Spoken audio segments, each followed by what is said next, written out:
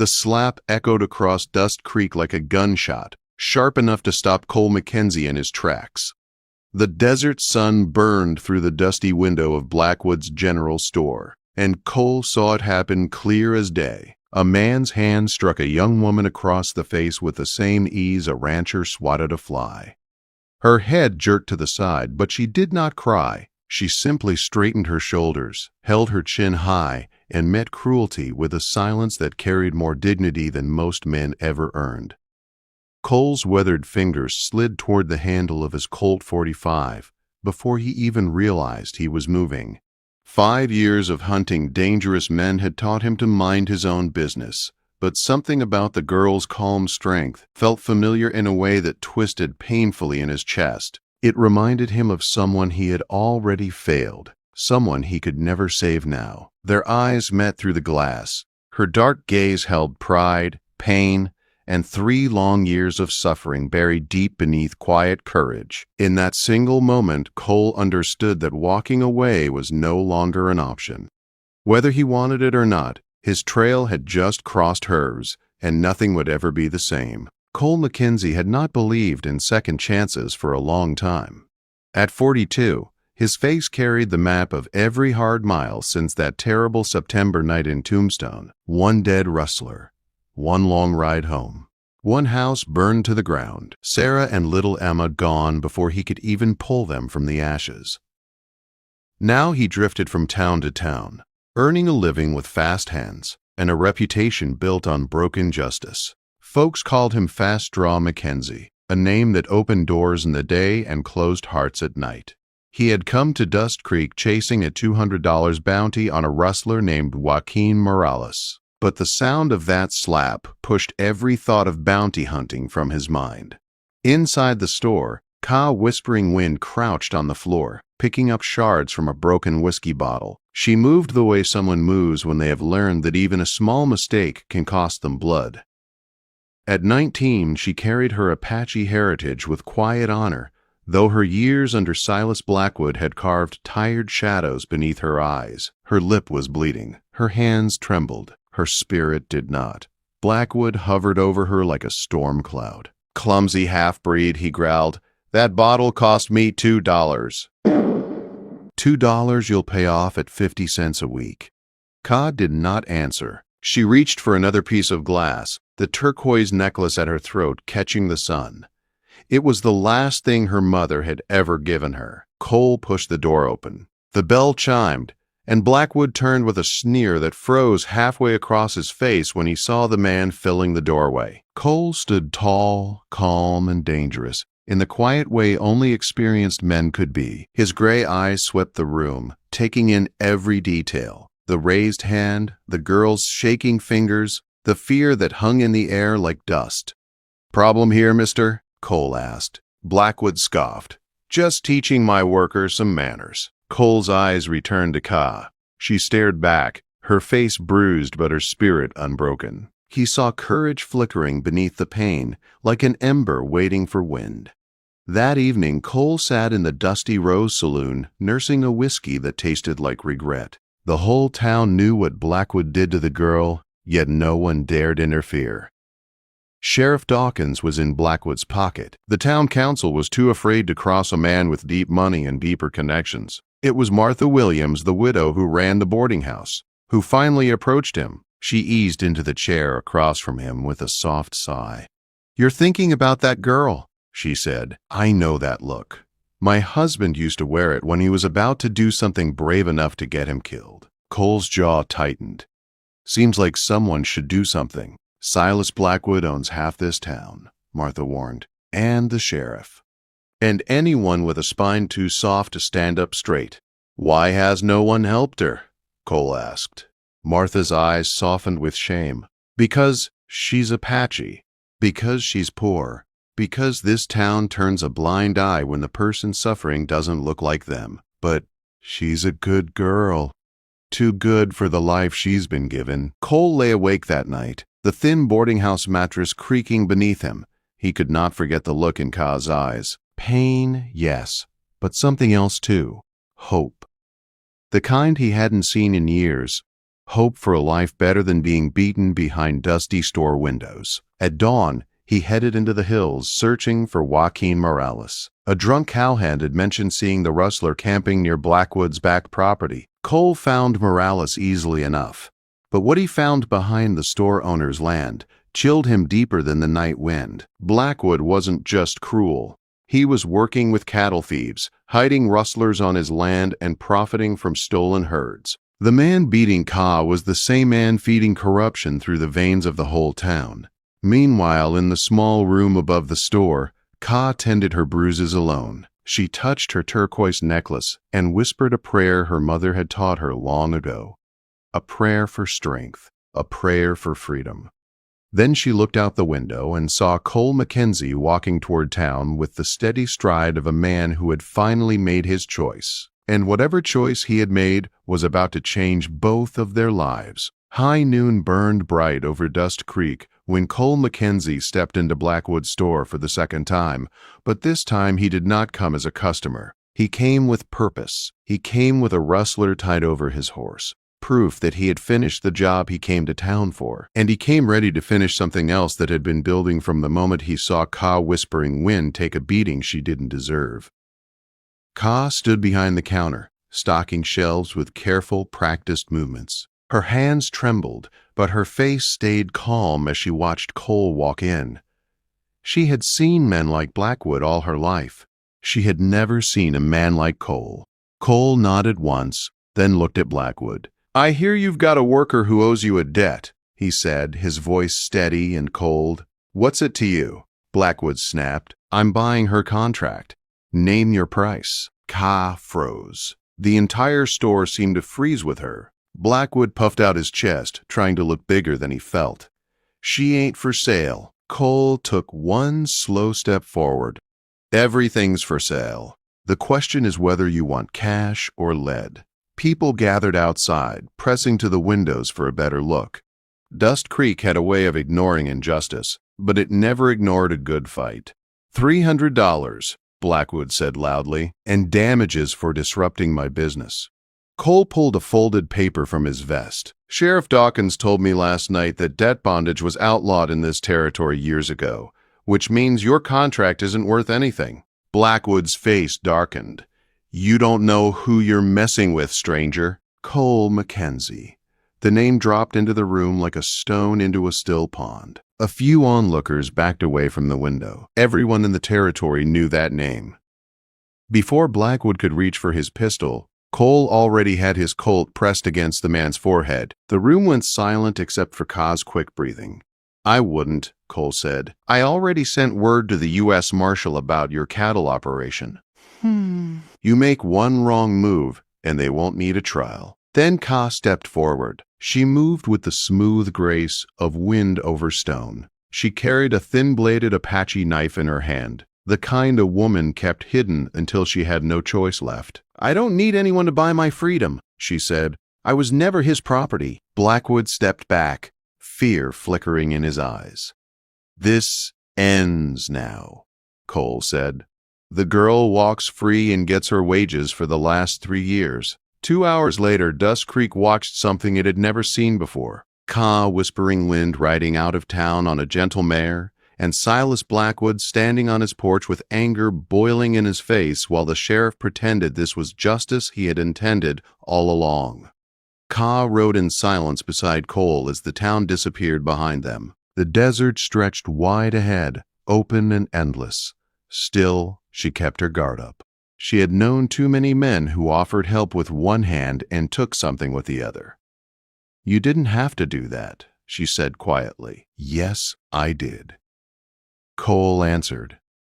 When she finally looked at him, she saw pain written across his face. Old pain, heavy pain, pain that had carved him into the hard man he was. "Why?" she asked. 5 years ago," he said, "I had a wife and daughter, Sarah and Emma. I left them one night to chase a bounty. When I got back, the house was burned. They were gone. I told myself that some things can't be fixed. Some people can't be saved. Today, I decided to stop believing that." Something tightened in Ka's chest. No one had ever spoken to her with that kind of honesty. No one had ever looked at her with that kind of care. They camped under cottonwoods beside a cold mountain stream. Ka washed away the last dust of Blackwood's store from her skin. Cole built a fire, pretending not to watch her but failing each time she turned her head and caught his eye. She was beautiful in a way the frontier rarely allowed women to be, strong, scarred, and unbroken. "What happens when we reach San Carlos?" she asked. "That's up to you," he said. "I'll see you home if that's where you want to be. If not, the territory is big enough for anyone willing to start over." "And you?" she asked. "Maybe I'll start over too," he said. "Depends if I find a reason." The fire crackled between them. The night wrapped around them like a blanket. Cole lay awake staring at the stars. Ka moved closer, her voice soft. "I used to dream of being held by someone who didn't see me as a burden." "You're not a burden," Cole said. "You're the first right thing I've found in 5 years." Ka rested against him as the fire burned low. For the first time in a long time, Cole felt something that wasn't grief. It wasn't anger. It was hope. Fragile, but alive. By morning, they reached the border of the San Carlos reservation. Jose Crowfeather, the young man Ka had grown up with, stood waiting, his eyes narrowed at the sight of Cole. "Did he buy you?" Jose asked sharply. "He freed me," Ka said. Jose's jaw tightened, but he said nothing more. That evening, Cole found himself in the council house facing tribal elders. Thomas Graywolf studied him with calm, steady eyes. "What do you want with our daughter?" the elder asked. Cole took a breath. "I want her to choose her own path, whether that path includes me or not." The room softened at his answer. The elder nodded. "You may stay 3 days. After that, you go. If Ka chooses you, she leaves with you. If not, you respect her choice. 3 days. 3 days to learn the truth." On the third morning, Cole found Ka by the stream, her feet in the cool water. She had woven turquoise beads into her hair, a sign she was considering a life here. "You've decided," Cole said. "I've decided I need time," Kay replied. "I need to remember myself." "I need to breathe without fear. I need to know who I am before I know who I can love." Cole nodded, though the words hurt more than a bullet. "I won't be someone's broken bird to heal," she said. "And I won't let you carry me like a second chance you didn't get before. Give me 1 year. If what we feel is real, it will still be there." Cole said nothing. He simply held her hand until she let go. He rode out alone at sunrise. Ka watched from the hill, her heart torn between the past she came from and the future she wanted. 6 months later, she received a letter from Cole. No promises, no pressure, just an invitation. He had bought a small ranch near Tucson. If she ever wanted to see it, she would be welcome.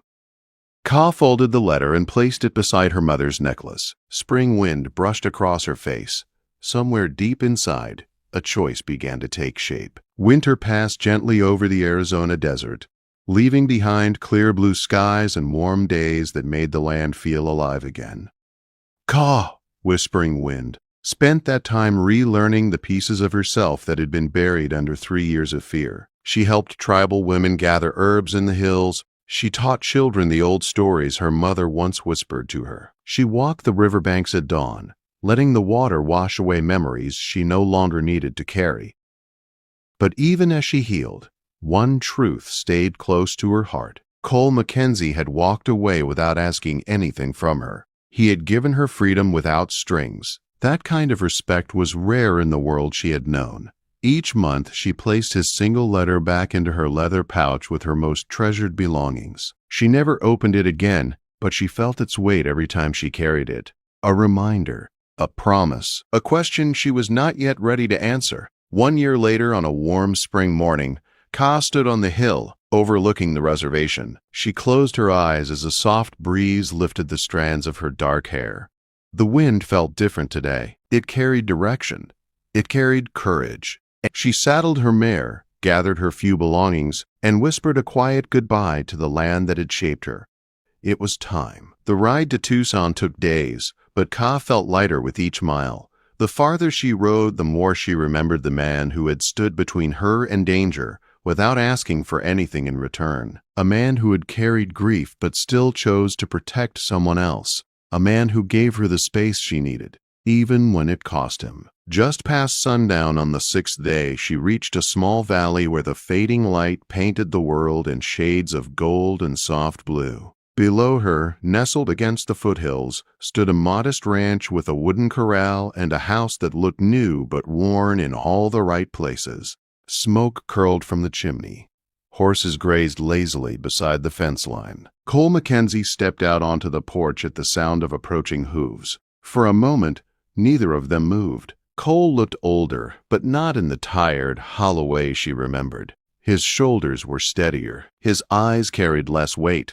The grief was still there, but it had softened into something manageable, livable. Ka dismounted slowly. The moment her boots touched the earth, Cole stepped forward. Not fast, not desperate, just enough to show he was ready if she was. "I wasn't sure you'd come," he said quietly. "I wasn't sure either," she replied. "But the wind changed, and I listened." He smiled, and it was a smile she had never seen from him before. Gentle, hopeful, real. Cole guided her inside the house. It was simple and warm, with a wide hearth and shelves he had built by hand. On one shelf sat a small wooden box. Inside were a pair of tiny shoes and a locket, a memory of what he had lost. Ka noticed it, but she did not speak. Some grief deserved silence. "What made you build all this?" she asked.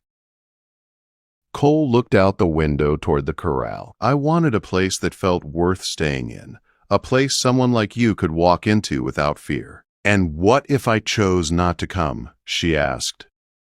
"Then it would have still been a good place," he said, "just a quieter one." Ka felt the truth of his words settle softly inside her. This wasn't a man waiting to be saved by love. This was a man offering a life built from patience, not desperation. That evening they walked through the field behind the house, the sky glowing with the last light of day.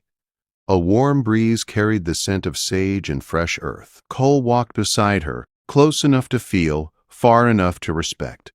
"You changed my life," Ka said, "but I didn't come here because I felt I owed you anything. I came because I finally knew what I wanted." "And what is that?" Cole asked, his voice steady. "A life that I choose," she said. "A life with someone who sees me as equal. Someone who stands beside me, not in front of me or behind me." Cole's breath caught. You don't need to say anything," she whispered. "I didn't come for words. I came to see if the man I remembered was still here." He reached for her hand, slow and careful. She let him take it. In that moment, the past loosened its grip on both of them. They returned to the porch as stars began to appear. Cole lit a lantern, its warm glow casting soft light across Ka's face. She looked peaceful, strong, whole, a woman fully in control of her story. "Are you staying?" he asked. Ka touched the turquoise necklace at her throat, the same one that had once reminded her only of loss. Tonight it felt like a bridge between where she came from and where she was going. "Yes," she said, "if you'll have me." Cole stepped closer. "I've been hoping for that since the day I heard you cry." Ka smiled, her eyes soft with something she no longer feared. "I didn't cry that day," she said. "No," Cole answered, "but your heart did, and I heard it." Ka leaned into him, resting her forehead against his. The night air wrapped around them, the ranch, the desert, the stars, everything settled into a restless kind of peace. For the first time in years, neither ran from the future. They walked toward it together, and in the wild heart of the frontier, two broken lives became one